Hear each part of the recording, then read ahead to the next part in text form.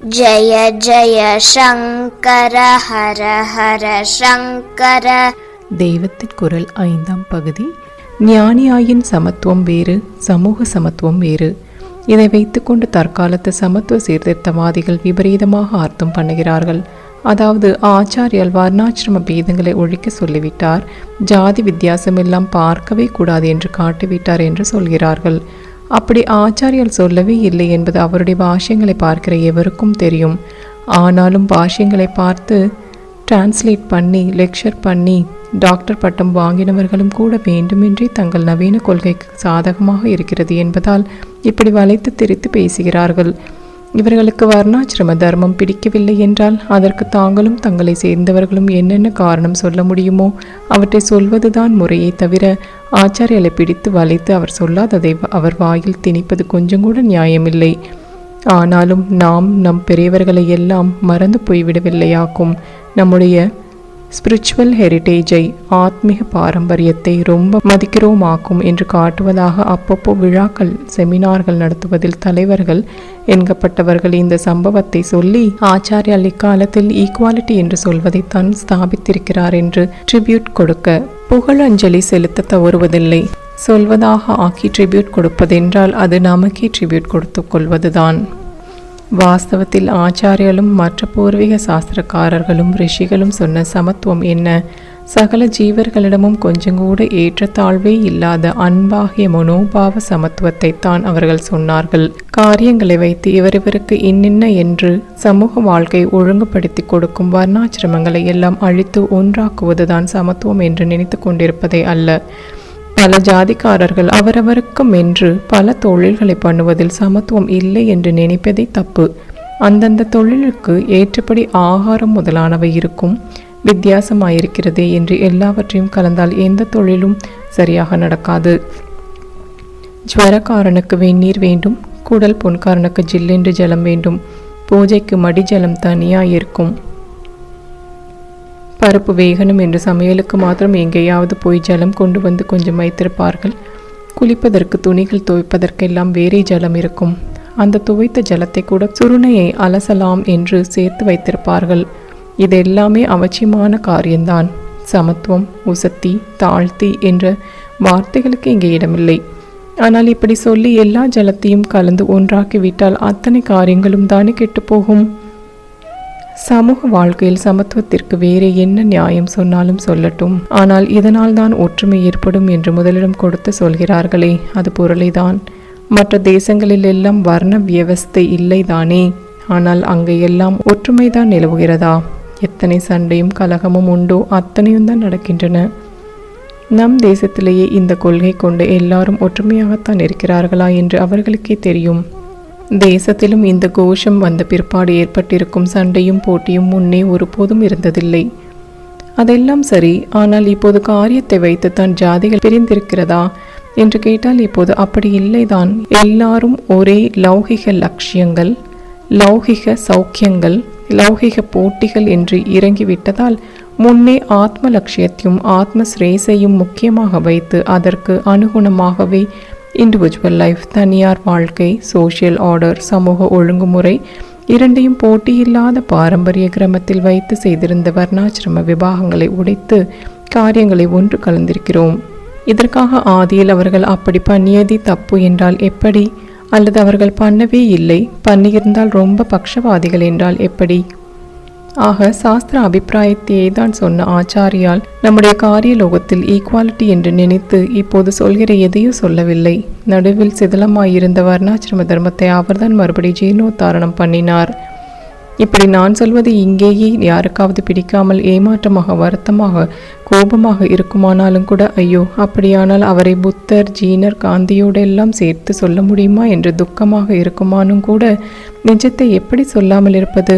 நடுவில் பௌத்தத்தால் வர்ண விவஸ்தைகள் தப்பியிருந்தாலும் பிற்பாடு மறுபடி உறுதியாக ஏற்பட்ட ஹிந்து நாகரிகம் பலம் பெற்றது என்பதிலிருந்து சரித்திரம் அறிந்தவர்களுக்கும் இதுதான் நிஜம் என்பது தெரியும்.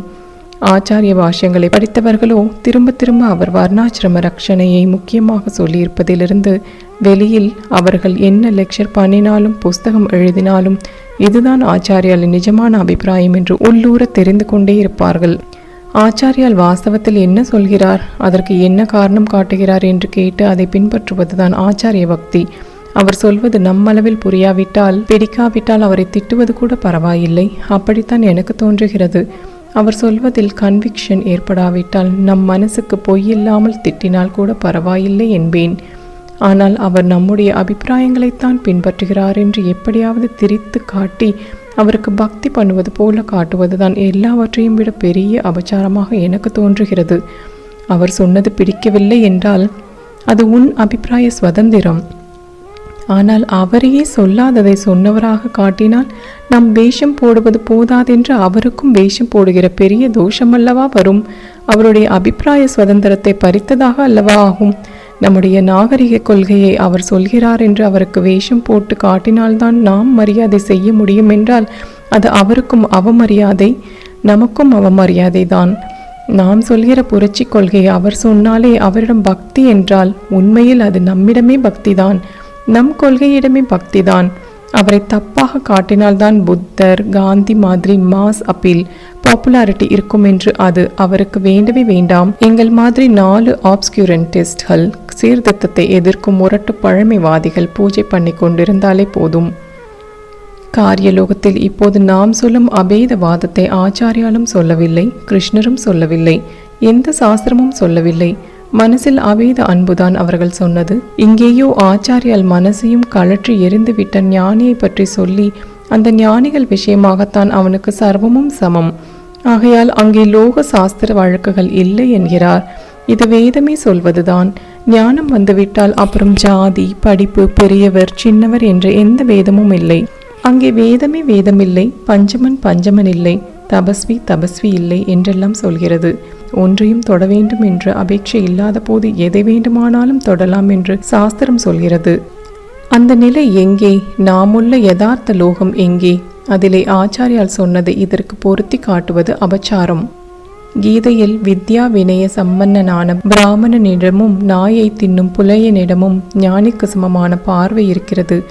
அவன் சமதர்சியாக சாட்சி மாத்திரத்தில் இருக்கிறான் என்று தான் சொல்லியிருக்கிறதே தவிர காரியத்தில் ஒன்றாக பண்ணுவதை சொல்லவே இல்லை. நீ சத்திரியன், உன் காரியம் சண்டை போடுவதுதான் என்றுதானே எவருக்கு மேலே ஞானி இல்லையோ அந்த கிருஷ்ணர் அர்ஜுனனை ஏவினார். ஆச்சாரியால் அத்வைத ஸ்வரூபம், அத்வைத சாஸ்திரத்தை பூர்ண ரூபம் பண்ணி ஸ்தாபித்தவர் அவர்தான். ஆனால் துவைத லோகத்தில் மாட்டிக்கொண்டு இதிலிருந்து அதற்கு போக வேண்டியிருப்பவர்களான நாம் எவ்வளவு தூரம் தொலைதூரம் துவைத வித்தியாசங்களை அனுசரித்தே காரியலோகத்தில் போய்தான் பக்குவப்பட வேண்டியிருக்கிறது என்பதை நன்றாக தெரிந்து வைத்துக்கொண்டு ஜாக்கிரதையாக பார்த்து வழி போட்டு கொடுத்திருக்கிறார். இக்காலத்திலோ அத்வைத அனுபவம் என்னவென்றே தெரியாதவர்கள் காரியலோகத்தில் அதை கொண்டுவிட்டு ஆத்மார்த்தமான சாஸ்திர விஷயங்களில் இஷ்டப்படி பண்ணி போதாக்குறைக்கு தாங்கள் செய்வதற்கு ஆச்சாரியால் தலையிலேயே பழியை போட்டு ட்ரிபியூட் கொடுக்கிறார்கள். முன்பின் சம்பந்தம் இல்லாமலும் ஒருத்தருடைய அல்லது ஒரு சாஸ்திரனுடைய முழு அபிப்பிராயமும் தெரியாமலும் நடுவிலே எங்கேயாவது இக்கால புரட்சி சித்தாந்தங்களுக்கு அனுகூலமாக துளி தெரிந்துவிட்டால் ஹா ஹூ இன்னாரே சொல்லிவிட்டார், இன்ன சாஸ்திரமே சொல்லிவிட்டது, எங்கள் அபிப்பிராயம்தான் சரி என்று பிரச்சாரம் பண்ணுவது தற்காலத்தில் ஜாஸ்தி ஆகி வருகிறது. ரொம்பவும் வருத்தப்பட வேண்டிய விஷயம். ஒன்றை ஆக்ஷேபிப்பது கூட தப்பில்லை, இந்த மாதிரி திரித்து சொல்வதுதான் பெரிய தப்பு. அந்த பஞ்சமன் ஆக்ஷேபம் பண்ணும் சாதாரண ஆளாக தெரிந்திருந்தால் ஆச்சாரியால் தர்க்க ரீதியிலும் தர்மசாஸ்திர பிரகாரமும் பதில் சொல்லி சுலபமாக அவனை சரி பண்ணியிருப்பார். அவன் 2 தேகமும் ஒரே மாதிரி உண்டானது தானே, தேகத்துக்குள்ளே இருக்கும் வஸ்துவை பார்த்தாலோ 2ம் அசலே ஒன்றுதானே என்று கேட்டதற்கு அவர் வாஸ்தவம்தான் அப்பா, ஆனால் அந்த உள் வஸ்து உனக்கு தெரிகிறதா? தெரியவில்லையோ? இல்லையோ? ஏன் தெரியவில்லை? சம்ஸ்கார தோஷத்தால். இப்படி ஒவ்வொருவருக்கும் சம்ஸ்கார தோஷங்கள் இருப்பதால் தான் எல்லாருக்கும் ஒரே மாதிரி ஒரே அளவு தோஷமாக இல்லாமல் வித்தியாசமாக இருப்பதால் தான் அதை அனுசரித்தே அவரவருக்கும் ஜன்மா ஏற்படுகிறது. அந்த ஜென்மாவிலேயாவது அவர்கள் போக்கிக் கொள்வதற்கான காரியங்களை பண்ணட்டும். அப்படி பண்ணும்போதே சமூகத்திற்கு தேவைப்படும் வித்தியாசமான எல்லா காரியங்களும் அவர்களால் நிறைவேற்றப்பட்டதாகவும் ஆகட்டும் என்றுதான் சாஸ்திரங்கள் வர்ணாசிரம தர்மங்களை கொடுத்திருக்கிறது. அதன் அனுஷ்டானத்தில் பல பிரிவினர் பலவேறு ஆச்சாரங்களை பின்பற்றினால்தான் அவரவருக்கும் க்ஷேமம் விளைகிறது. ஆகையினால் அவர்கள் கலந்துவிடக்கூடாது. மனசின் அன்பில் தான் கலக்கணுமே தவிர வாழ்க்கையில் கலந்துவிடக்கூடாது. எல்லாம் ஒரே மாதிரி சரீரம் என்றாலும் கூட ஒவ்வொரு சரீரத்திற்கும் அதன் சம்ஸ்காரத்தை பொறுத்து ஒரு விதமான சூக்ஷ்மமான சக்தியோட்டம் இருப்பதால் சமூக நலனுக்காக மந்திர ரட்சணை பண்ண வேண்டிய தேகத்திலிருந்து மற்ற தேகம் விலகி இருக்க வேண்டியிருக்கிறது. தேகம், சமூகம், சம்ஸ்காரம் என்பதெல்லாமே அடிபட்டு போய்விட்ட நிலையில்தான் நீ சொல்வது சரிவரும் என்று பதில் கொடுத்திருப்பார். இவன் சாதாரண ஆளாக இல்லாமல் எல்லாம் அடிபட்டு போன நிலைக்காரனாக தெரிந்ததால் கொஞ்சம் கூட வாதம் பண்ணாமல் அடக்கத்துடன் அவனை குருவாக சொல்லி நமஸ்கரித்தார். நாமும் அப்படிப்பட்டவர்களை அவர் மாதிரியே நமஸ்கரிக்க தயாராயிருக்க வேண்டும். அப்போதுதான் ஆச்சாரிய பக்தர்களாக, ஆச்சாரிய சிஷ்யர்களாக இருக்கிறோம் என்று அர்த்தம். ஜெய ஜெய சங்கர ஹர ஹர சங்கர.